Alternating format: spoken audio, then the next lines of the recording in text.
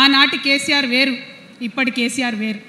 ఆనాటి కేసీఆర్కి తెలంగాణలో చేనేత కార్మికులు చచ్చిపోతుంటే భిక్షాటన చేసిన కేసీఆర్ ఆనాటి కేసీఆర్.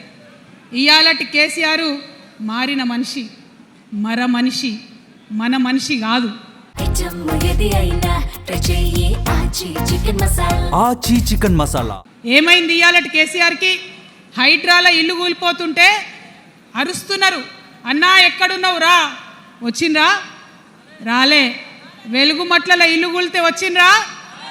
రైతులకు వర్ష బీభత్సమై మొత్తం పొలాలు మునిగిపోతే వచ్చిండ్రా? చేవెళ్ళ దగ్గర బస్ యాక్సిడెంట్ అయితే వచ్చిండ్రా? ఎక్కడ చిన్న కష్టం వచ్చిన ప్రజలకు ఆ సారు రారు. ఎందుకంటే ఆయన మారిన మనిషి, మనిషి, గుంటనెక్కల తోడేళ్ల చేతిలో ఖైదీ అయినటువంటి మనిషి, మన మనిషి కాదు. బాధతో, దుఃఖంతో, ఆవేదనతో చెప్తున్న మాట, సంతోషంతో చెప్తలేని ఈ మాట నేను. అట్లాంటి కేసీఆర్ ఎట్లా ఉండే ఒకప్పుడు? అదే ఆర్డీఎస్ అంతా పాదయాత్ర చేసి నా తెలంగాణకు నీళ్లు కావాలని అడిగినారు. ఇవాళ మరి 10 ఏళ్ళ అధికారం ఉంటే పాలమూరు రంగారెడ్డి ప్రాజెక్టు కోసం 10 ఏళ్లలో ముందుకు పోతలేదంటే, ఎవరన్నా తెలంగాణ పట్ల ప్రేమ ఉంటే, పాలమూరు పట్ల ప్రేమ ఉంటే, కృష్ణా నీళ్లు వాడుకోవాలంటే మన కేసీఆర్ అయ్యుంటే ఆ పాలమూరు రంగారెడ్డి ప్రాజెక్ట్ కాడ కుర్చేసుకొని అది కట్టిస్తుండే. ఏం చేసినారు మారిన కేసీఆర్ గారు? పంజాబ్ పోయినరు, గుజరాత్ పోయినరు, బీహార్ పోయినరు. మేము మొత్తం రాష్ట్రంలో పీక్ కట్టలు కట్టాం, నేషనల్ పార్టీ పెడతామని పోయినరు తప్పితే తెలంగాణ ప్రజలను పట్టించుకోలేదు.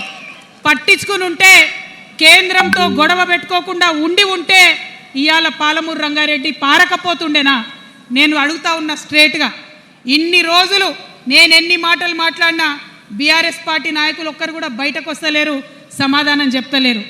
దీనికి మీరు సమాధానం చెప్పకపోతే ప్రజలే మిమ్మల్ని బయటకు లాగి సమాధానం చెప్పేటట్టు చేస్తారని కూడా ఈ సందర్భంగా నేను తెలియజేస్తా ఉన్నా.